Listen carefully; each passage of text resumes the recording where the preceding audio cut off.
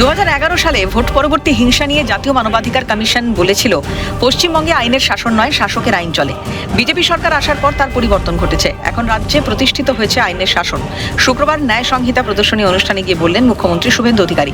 তার কথায়, পশ্চিমবঙ্গে স্রেফ রাজনৈতিক দলের বা মুখের পরিবর্তন ঘটানো হয়নি, ব্যবস্থার পরিবর্তন আনা হয়েছে। ন্যায় সংহিতা প্রতিষ্ঠার মাধ্যমে এবার থেকে সবাই ন্যায় পাবে, নির্দিষ্ট সময়ের মধ্যে পাবে, স্পষ্ট জানিয়ে দিলেন শুভেন্দু অধিকারী।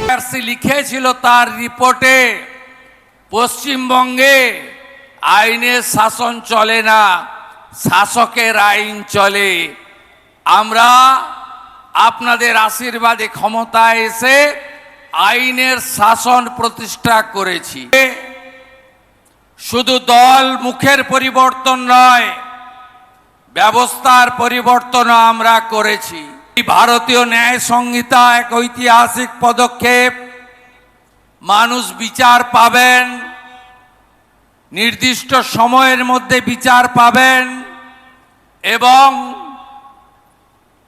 দোষীরা উপযুক্ত শাস্তিও নির্দিষ্ট সময়ের মধ্যে পাবেন। বিগত সরকারের প্রতি ক্ষোভ উগরে দিয়ে মুখ্যমন্ত্রী বলেন, বিগত দিনে বাংলায় একাধিক নারী নির্যাতন ও অমানবিক ঘটনা ঘটলেও আইনি দীর্ঘসূত্রিতার কারণে সাজা কার্যকর হতে দেরি হতো। কিন্তু ন্যায় সংহিতার আধুনিক প্রযুক্তি, স্বচ্ছতা এবং নির্দিষ্ট সময়সীমার কারণে অপরাধীরা এবার দ্রুত উপযুক্ত শাস্তি পাবে। অন্যদিকে তরুণদের প্রতি বার্তা দিয়ে তিনি বলেন, বাবা সাহেব আম্বেদকরের সংবিধান প্রদত্ত অধিকার অক্ষুণ্ণ রাখতেই তরুণ সমাজই আগামী দিনে সবচেয়ে বড় ভূমিকা নেবে বলে আশা প্রকাশ করেন তিনি। দিনে পশ্চিমবাংলায় একাধিক নারী নির্যাতন সহ অনেক ভয়ঙ্কর ভয়ঙ্কর অমানবিক ঘটনা ঘটেছে। শাস্তি হয়েছে, কিন্তু শাস্তি কার্যকর হয়নি। তার কারণ আইনি দীর্ঘসূত্রিতা।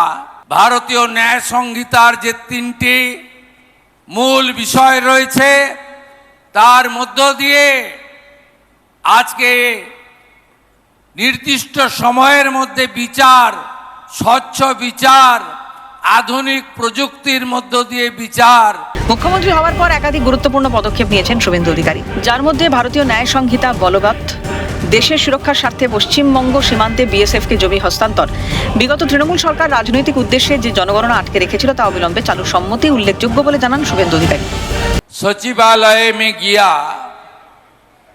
तब मैंने पहले 3 काम किया।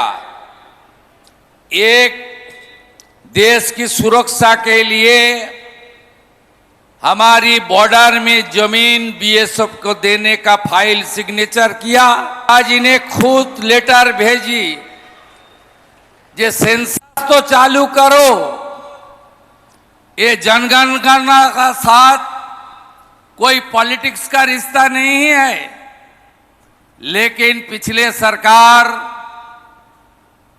वो सेंसस का फाइल में सिग्नेचर नहीं किया, कॉन्सेंट नहीं दिया।